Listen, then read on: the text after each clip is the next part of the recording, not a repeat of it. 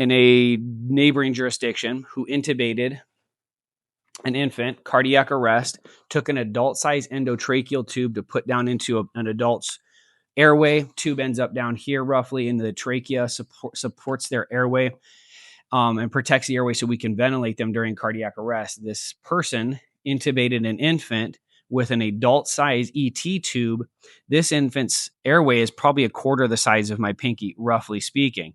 That person used an ET tube roughly the size of one of my fingers in diameter to intubate that kid, totally tore the airway apart and open and killed the child. The child's already in cardiac arrest, but now they have zero chance of survival because their throat was torn apart. And that was pro lawyer teaching how to keep yourself safe and why it is important to apply the proper care and to be aware of what is wrong and not to do so that you don't, one, put yourself in a criminal or civilly liable situation, but more importantly is that you don't kill the person you're trying to provide care for or catastrophically injure them.